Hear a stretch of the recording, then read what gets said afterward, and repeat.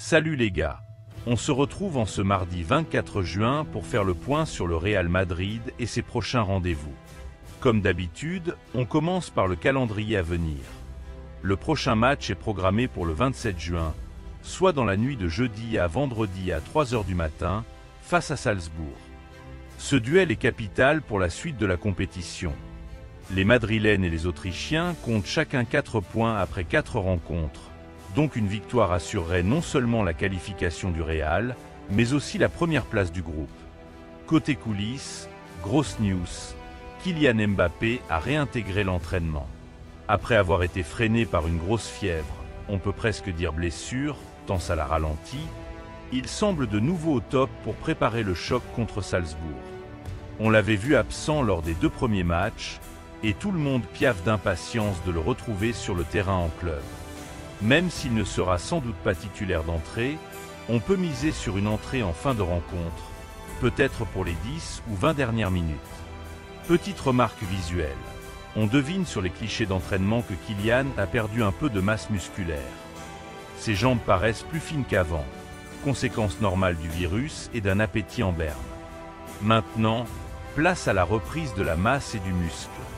Sur les autres photos d'entraînement, on aperçoit bien sur Trent Alexander-Arnold, Luka Modric, Dani Carvajal et le cerveau, Xavi Alonso, toujours aux manettes pour peaufiner la tactique en cette Coupe du Monde des clubs. Pour l'instant, on connaît les 2 premières affiches des 8e de finale. Palmeiras vs Botafogo et PSG vs Inter Miami. Quant au Real Madrid, son adversaire, gauche ou droite de tableau selon qu'il termine premier ou deuxième de son groupe, ne sera confirmé que dans quelques jours. Actuellement en tête, les Merengues pourraient bien hériter de Manchester City, qui occupe pour l'instant la 2e place du groupe concurrent. On reste à l'écoute des résultats de Juventus, City, où le vainqueur pourrait chambouler la hiérarchie. Autre fait marquant, Thibaut Courtois a été élu dans l'équipe type de cette Coupe du Monde des clubs après avoir enchaîné les arrêts de feu, notamment lors du match à 10 contre 11 contre Pachuca, remporté 3-1 grâce à sa prestation exceptionnelle. Sur le plan financier, le Real a déjà empoché 38 millions d'euros rien que pour sa participation. 35 millions garantis à l'entrée, plus 2 millions pour la victoire et 1 million pour le match nul contre Al Ittihad. Chaque succès à venir ajoute 2 millions, sans compter le bonus de qualification en 8e.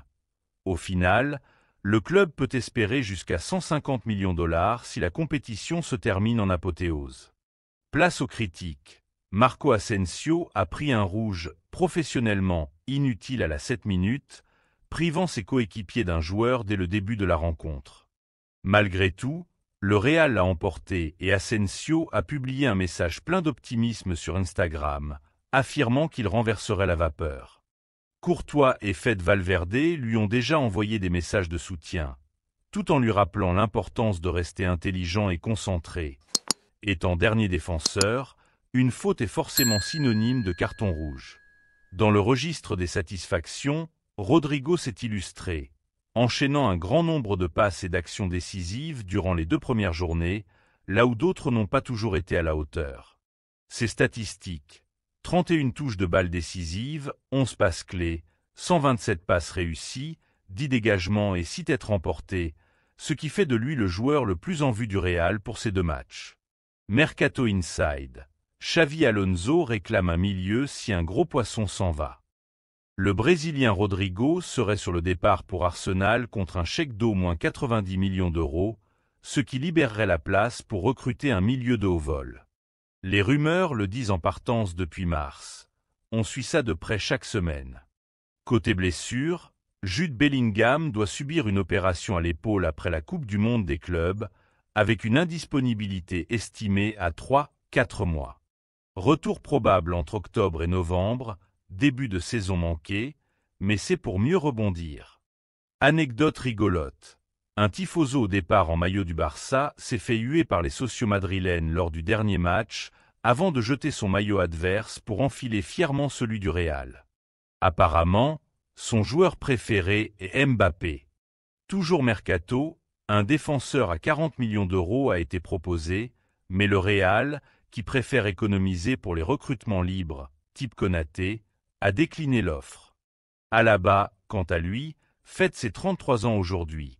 Joyeux anniversaire au polyvalent autrichien. Encore sous contrat pour une saison, malgré des difficultés à retrouver son niveau post-blessure. Enfin, le président Pérez est attendu à Madrid pour assister aux funérailles de Sergio Nieto, le socio numéro 1 du club, décédé hier à 100 ans. Pérez va faire l'aller-retour depuis les États-Unis pour honorer la mémoire du tout premier abonné madrilène, inscrit dès le 1 décembre 1932. Voilà pour les infos du jour. J'espère que ce récap vous a plu. On se retrouve demain, mercredi, veille du match face à Salzbourg, pour encore plus de breaking news et d'analyse. D'ici là, passez une excellente journée et à très vite.